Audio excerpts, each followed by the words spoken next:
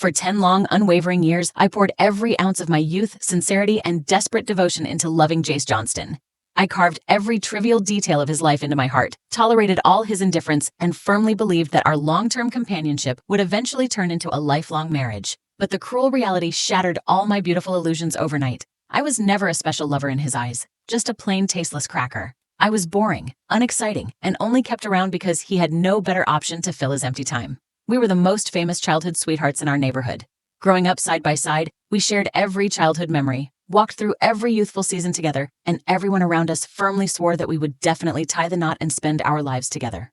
For a whole decade, I guarded this promise alone. I turned down all sincere suitors, waited patiently for his proposal, and meticulously planned every detail of our future marriage. While I was faithfully holding on to our relationship and looking forward to our future life, Jace was secretly wandering behind my back. He kept ambiguous contacts with countless girls, enjoyed their active closeness, and never gave me a definite commitment or a clear vision of our future. The decisive breakdown came on a quiet, rainy evening. I accidentally passed his lounge and overheard him talking casually and mockingly to his best friend Steve. Every cold, contemptuous word he said pierced my heart like a sharp blade. I stood outside the door, holding the freshly printed marriage license form tightly in my trembling hands, my eyes stinging with suppressed tears.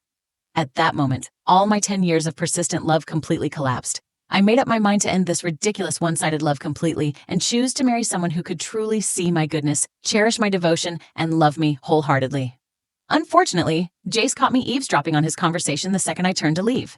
Facing my red eyes and trembling figure, he showed no trace of guilt or apology. He just easily brushed off those cruel and hurtful words as a silly man's face-saving joke in front of his buddies. He hugged me tightly, soothed me with those familiar sweet old lines that I had believed for 10 years, and made my already wavering heart shake again.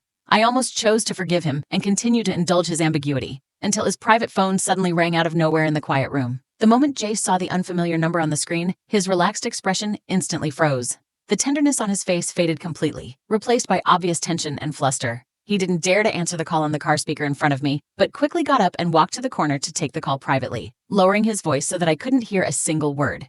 After hanging up, he made up a hasty excuse of a sudden emergency, left me stranded on the cold roadside alone, and rushed away in a hurry. I had always forced myself to tolerate his hot and cold attitude, and thought I had long gotten used to his inconsistent indifference and perfunctory excuses. I comforted myself over and over again that he was just busy, that I was overthinking everything. But the shocking truth I witnessed that night completely overturned all my self-deception. Cliffhanger. When the heavy glass doors of the police station slowly opened in front of me, I froze on the spot completely, my blood running cold. Jace walked in hurriedly with Tanya Twain on his arm, the widowed wife of his best friend Steve, whom he had been secretly taking care of and protecting silently all these years behind my back.